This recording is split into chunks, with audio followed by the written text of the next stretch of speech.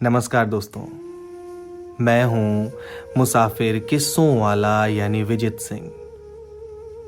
हाजिर हूं अपनी नई कहानी के साथ। तुम्हारे जाने के बाद, लॉकडाउन के बाद आज फिर से नाटक की रिहर्सल के लिए सब इकट्ठा हुए थे।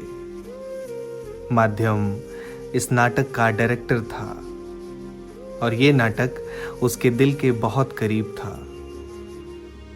लॉकडाउन के पहले ही इसकी रिहर्सल शुरू हो चुकी थी, लेकिन कोरोना ने सब कुछ रोक दिया था। आज फिर से सब उसी उत्साह के साथ नाटक की तैयारी में लग गए थे। अविरल और श्रद्धा नाटक के दो प्रमुख किरदार थे। मंच पर दोनों की केमिस्ट्री कमाल की थी। माध्यम जैसा कहता ठीक वैसा ही दोनों उस दृश्य को मंच पर उतार देते। अविरल और श्रद्धा एक दूसरे को बहुत पसंद करते थे, लेकिन रिहर्सल के दौरान दोनों सिर्फ और सिर्फ काम पर ही ध्यान देते थे। माध्यम ने देखा कि ब्रेक के दौरान अविरल श्रद्धा को अपने हाथ से लंच करा रहा था। माध्यम को देखते ही अविरल ने कहा, सर आप भी आइए ना, श्रद्धा अपने हाथ से खाना बनाकर लाई है आज। माध्यम थोड़ा असहज हो गया और कहा, अरे नहीं, तुम लोग खाओ, मैं बस चाय पीऊंगा।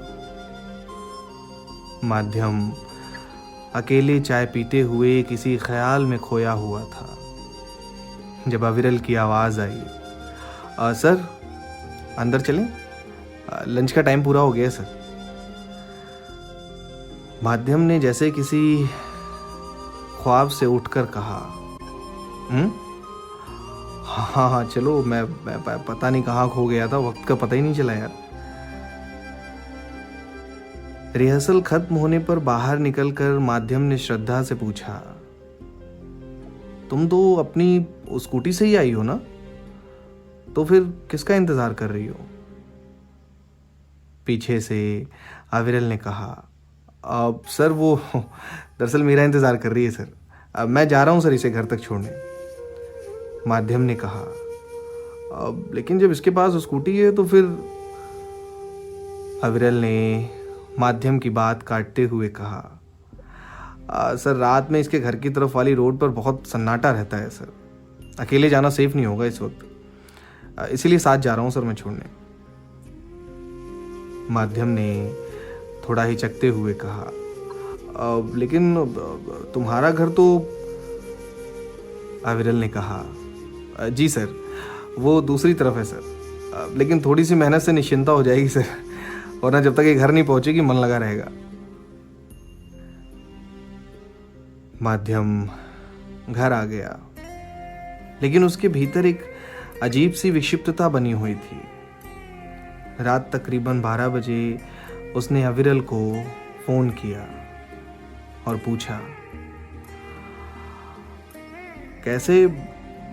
कैसे कर लेते हो यार ये सब?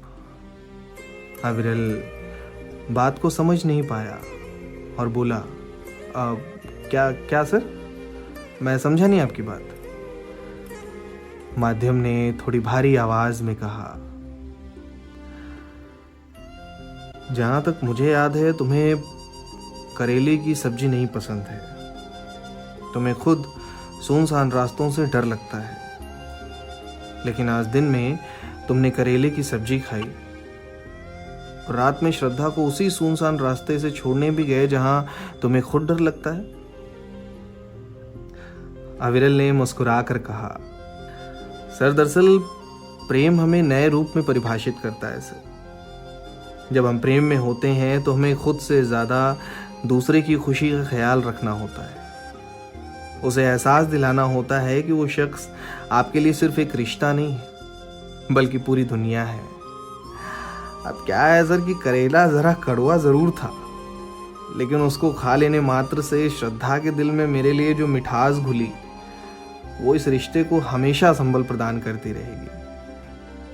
उस अंधेरे सुनसान रास्ते ने मेरे भीतर थोड़ा डर ज़रूर पैदा किया, लेकिन श्रद्धा के भीतर हमारे रिश्ते के लिए विश्वास की एक नई परंपरा भी पैदा की कि परिस्थिति कोई भी हो, मैं हमेशा उसके साथ हूँ।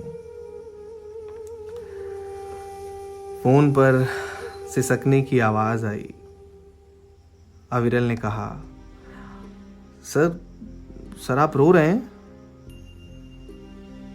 माध्यम ने कहा, आराध्या की याद आ रही है यार। आज तुम दोनों को देखकर लगा कि शायद उसे भी यही सब कुछ चाहिए था इस रिश्ते से, लेकिन मैं कभी समझ ही नहीं सका। मैं अपने काम में इतना उलझा रहा कि भूल ही गया कि उसकी दुनिया तो मैं ही हूं। उसकी छोटी छोटी खुशियों में कभी शरीक ही नहीं हो सका। मैं हमेशा वही काम किया जिसने मुझे खुश किया। उसकी खुशी किसमें है वो तो कभी सोचा ही नहीं मैंने। अविरल ने कहा, सर अभी भी देर नहीं हुई है, आप अभी कॉल करके आराध्या मैम को सॉरी बोल दीजिए। मुझे विश्वास है सर वो मान जाएंगी। माध्यम ने आराध्या को रात 12:30 बजे फोन किया। आराध्या की आवाज सुनते ही माध्यम ने कहा, मुझे माफ कर देना आराध्या। तुम्हारे जाने के बाद मुझे एहसास हुआ कि मैं तुम्हारे लिए एक शख्स नहीं बल्कि पूरी दुनिया था।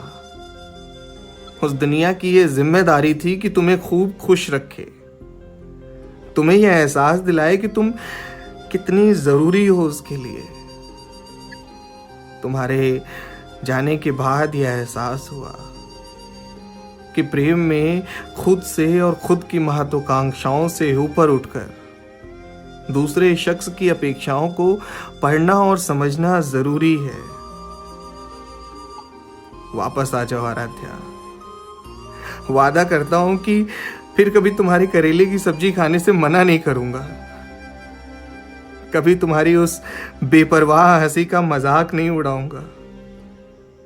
तुम्हें किसी सुनसान रास्ते पर कभी अकेला नहीं छोड़ूंगा। आराध्या की आंखों से लगातार आंसू बह रहे थे।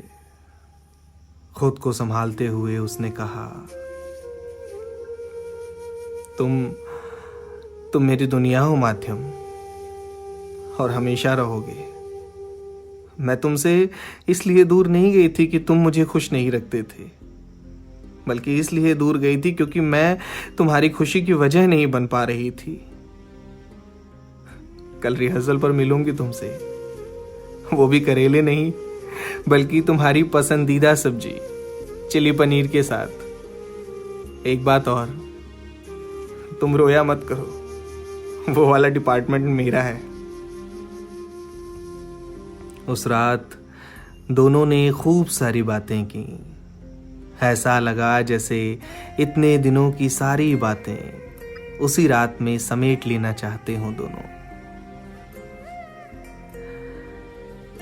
दिल से बुने रिश्ते समय के मोहताज नहीं होते। उन्हें किसी भी मोड़ पर आवाज देकर वापस बुलाया जा सकता है। बस शर्त यह है कि आपको खुद को उस रिश्ते के लायक बनाना पड़ता है। मुसाफिर किस्सों वाला की आज की पोटली यहीं खाली होती है। जल्द ही मिलेंगे फिर किसी नई कहानी के साथ। तब तक के लिए विजित सिंह यानी मुसाफिर किस्सों वाला का विदा।